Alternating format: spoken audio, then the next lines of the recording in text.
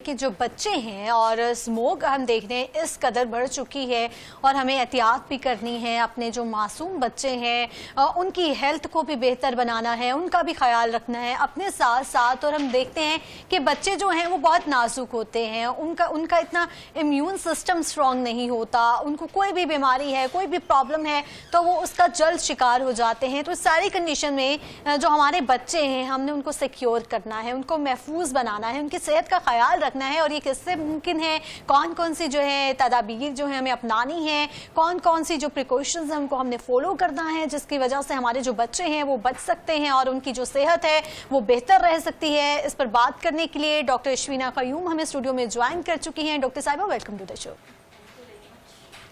اچھا, ہم دیکھ رہے ہیں ڈاکٹر صاحبہ کہ اسموک جو ہے وہ دن بدن بڑھ رہی ہے, معاملات بگڑ رہے ہیں اور مشکلات جو ہے ہماری بڑھتی جا رہی ہیں. اس کنڈیشن میں جو بچوں پہ اسموک کا کیا ایفیکٹ ہو رہا ہے, ان کی ہیلتھ جو ہے وہ کس طرح سے متاثر ہو رہی ہے؟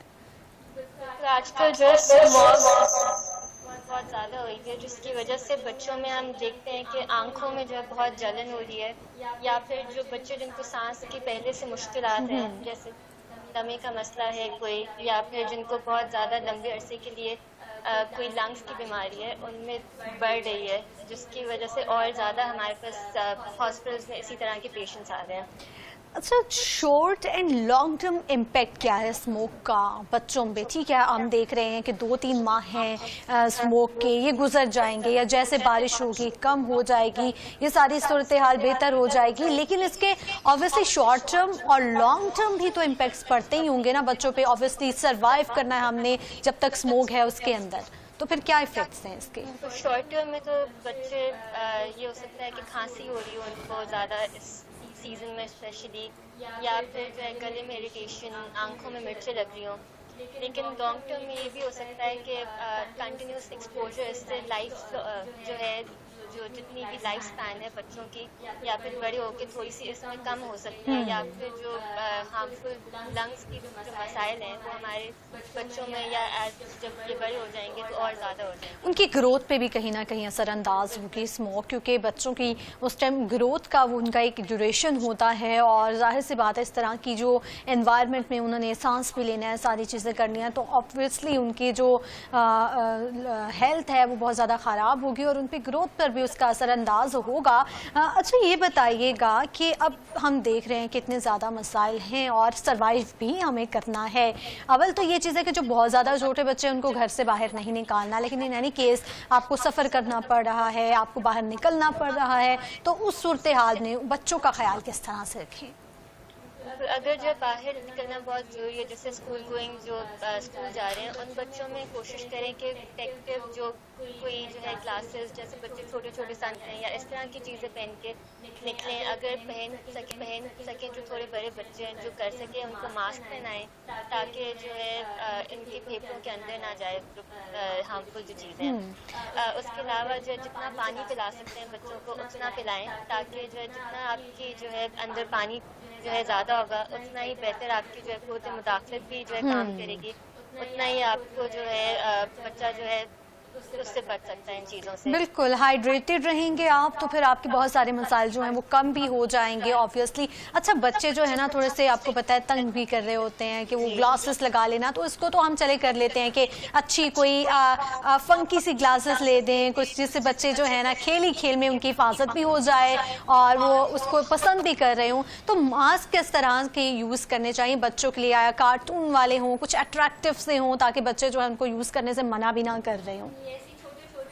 مزے کے آتے ہیں اب تو, جس میں کارٹونز بنے ہوتے ہیں جو بھی فیوریٹ ان کا ہو, کوئی بھی بے شک پلین ماسک اگر ہو تو اس کے اوپر آپ چھوٹی سی ڈرائنگ کر کے بچے سے خود جو ہے کروا کے آپ جو ان کو پہنا سکتے ہیں. اچھا, بچے جو ہیں آبویسلی جب فری ہو جاتے ہیں اپنی جو اسٹڈی سے اور ٹیوشن سے یا جو بھی ہے ان کے سارا دن آبویسلی پڑھ کر, پھر ان کے یہ ہوتا ہے کہ ہم کوئی ایکٹیویٹی کریں, کچھ کھیلیں. کچھ بچے ہوتے ہیں شوقین ہوتے ہیں کہ باہر جا کے ہم نے کرکٹ کھیلنی ہے, بیڈمنٹن کھیلنا ہے, یا مزید جو بھی ان کی ریکوائرمنٹ ہے, جو بھی وہ چاہ رہے ہوتے ہیں وہ کھیلیں. تو اس کنڈیشن میں بچوں کو سنبھالنا ذرا مشکل ہو جاتا ہے کیونکہ اسموک بہت زیادہ بڑھ گئی ہے.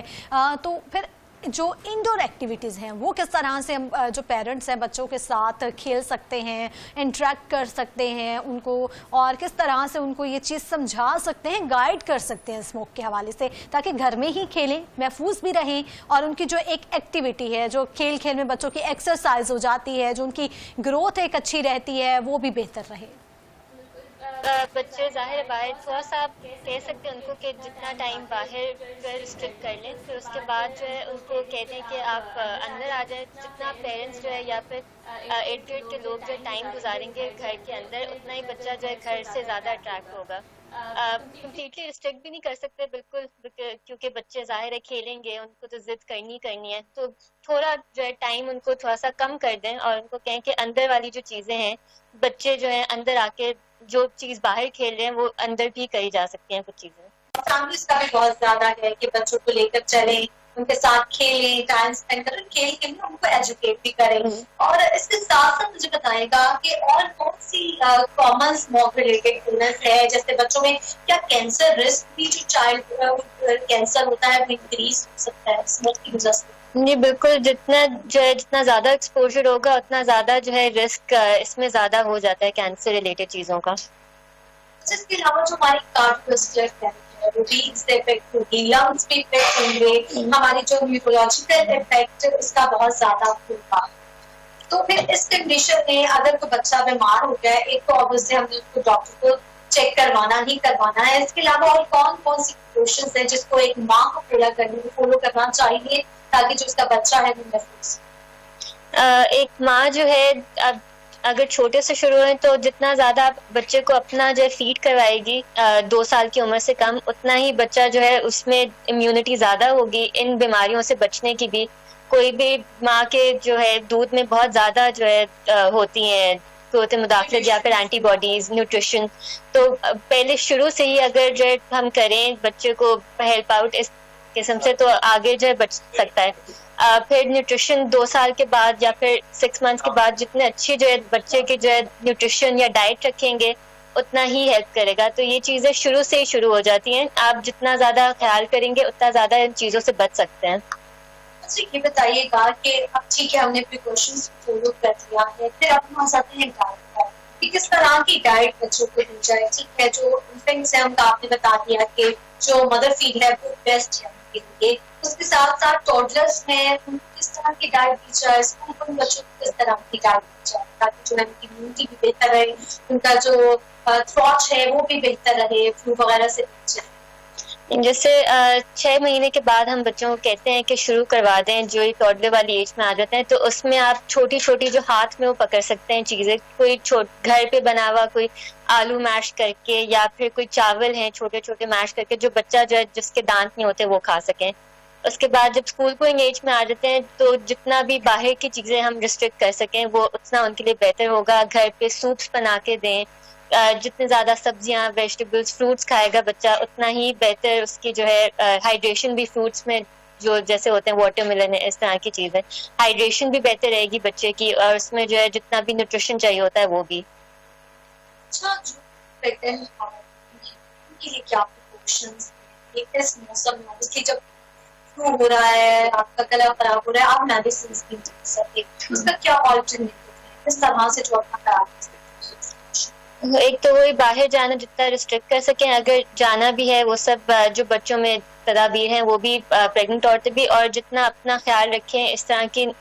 सूप, जितना भी खाना पीना जो है घर पे चिकन है या फिर मीट है, इस तरह की चीजें खाएं ताकि जितनी जो है दवाइयाँ कम लेनी पड़े उनको, और जो डॉक्टर ने उनको दवाइयाँ दी हैं जो नेसेसरी होती हैं प्रेग्नेंट औरतों के लिए शुरू में लेनी, जो वाइटमिन्स होते हैं वो जो है रेगुलरली लें ताकि उससे भी जो है उनकी इम्यूनिटी जो है बरकरार है। डॉक्टर ये बताइएगा कि जो कुछ बच्चे होते हैं डिफरेंटली प्रोवाइड, उनकी जो इम्यूनिटी लेवल होता है वो उतना ज्यादा स्ट्रॉन्ग नहीं होता है, और अगर इस कंडीशन में ठीक है हमने जो बाहर नहीं करना है, लेकिन कुछ चीजें ऐसे होती हैं, ऑब्वियसली विंडो है हमारे घर में, बाहर सारा दिन वो बंद भी नहीं रख सकते, बहुत ज्यादा मुश्किल भी है, हमें ऑक्सीजन भी चाहिए, वो सारी चीजें। उस कंडीशन में इस तरह के बच्चे को किस तरह से ट्रीट करें? अगर बीमारी नहीं होगी तो इट इज नेसेसरी कि ऐसे बच्चों को हम पहले ही डॉक्टर को चेक करवा लें। جی بالکل، ان بچوں کو ریگولرلی فالو اپ کی بہت ضرورت ہوتی ہے، کیونکہ ان میں جو ہے امیونٹی بہت لو ہوتی ہے اور بہت زیادہ انفیکشنز ہونے کے ان میں اسپیشلی چانسز ہوتے ہیں. تو جتنا فالو اپ کریں گے، کوئی بھی چھوٹی سی چھوٹی چیز بے شک ہو، ان کو ڈاکٹر کے پاس لے کے جانا ہے. ان کا جو بھی ڈاکٹر جو ہے کہتا ہے ان کے لیے فالو کرنی ہے چیزیں، کسی بھی قسم کی بیماری ان کو ہو جائے، تاکہ جو ہے اور فردر جو ہے زیادہ نہ ہو جائے یہ چیز ان میں، کیونکہ بہت جلدی ہو سکتی ہے. ٹھیک ہے ڈاکٹر ہمارے ساتھ موجود تھی. ڈاکٹر صاحب آپ بہت شکریہ آپ کے وقت کا. ناظرین آج اس پورے پروگرام کے تھرو ہم نے یہ کوشش کی ہے کہ آپ کو بتا سکیں کہ اسموک آخر ہے کیا، اس کے افیکٹس کیا ہیں، اور ہم کس طرح سے اپنے آپ کو جو ہے محفوظ بنا سکتے ہیں، اپنی فیملیز کو محفوظ بنا سکتے ہیں، اور کون کون سی پریکاشنز ہیں فالو کرتے ہوئے ہم آگے بڑھ سکتے ہیں.